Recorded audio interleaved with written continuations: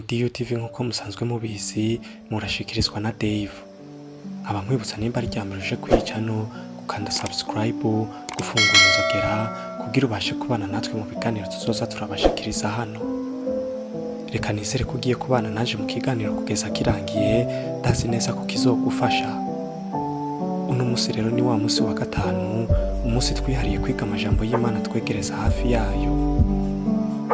Uno musi rero tukaba tugiye kurabira hamwe ukuntu Yesu haciye atasiga uko yasanze.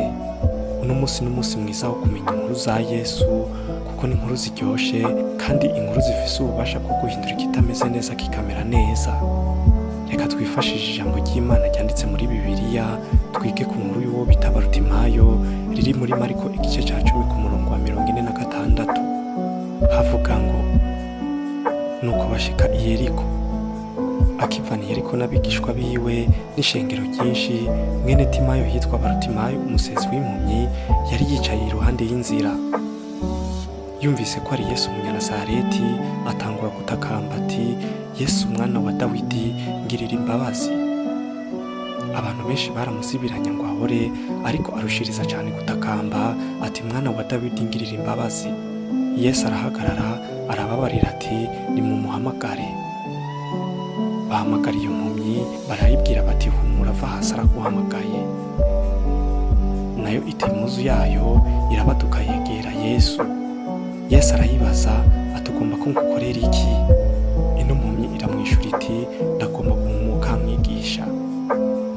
Yesu arayibwira ati, genda ukwizera kwawe kuragukijije. Aca arahumuka amukurikira ku nzira. Mbega wewe mu vyo urimwo bikubangamiye, nta bihora biguca intege? Mbega nta bihora bikuzibiranya ngo ntuhamagare Yesu? Mbega niyo vyakuzibiranya uriteguye kurushiriza gutakamba? Ibi ni ibibazo ushobora kwibaza, gusa ico nokubwira nuko Yesu ahaciye atasiga nk'uko yasanze. Ubwo Yesu yahaca niho uwo mugabo yakiriye, niho yarokokeye. Reka kandi turaba uwundi mugabo yakijijwe nuko Yesu arenganye. Reka dusome muri Luka igice ca 19, haravuga ngo, ashikiye Yeriko, ariko arahaca hari umuntu yitwa Zakayo, yari umutoza kori mukuru kandi yari umutunzi. Ageza kuraba Yesu ngo amenye uko asa, bimwankira kubw'ishengero kuko yari mugufi. Arirukangaje imbere, yurira igiti citwa umusokomora ngo amurabe, kuko yagira ace muri iyo nzira.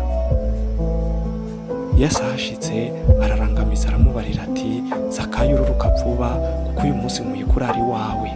Yururuka vuba, amwakirana akanyamuneza.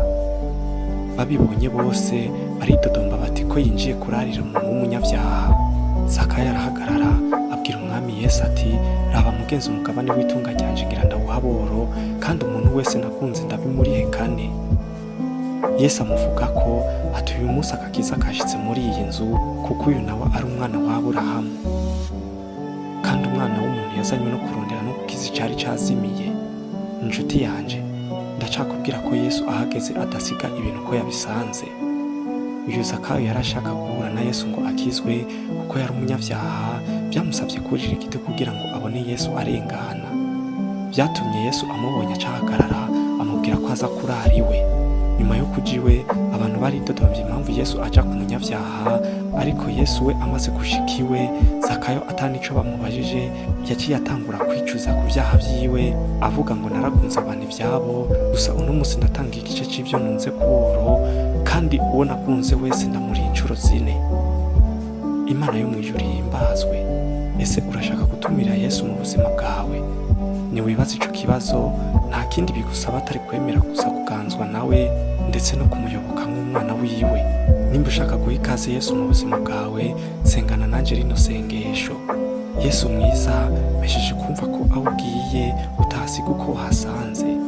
Ndabizi ko nkunda nk'umwana wawe, nanje ndemeye guheba ivyaha vyanje ku bwawe. Ndagusaba nguze mu buzima bwanje unganze. Ndagusavye uze ube mu mutima wanje, uhora unyigisha kukubaha ndetse no gukora ivyo ushakako. Nditeguye kukwakira mu buzima bwanje, kandi ndagushimiye ko witeguye kuza. Ndagushimiye ko ugiye guhindura ibitagenda neza mu bugingo bwanje. Ndamwije ndagusaba guhorana nanje iteka ryose nyakubahwa. Amen.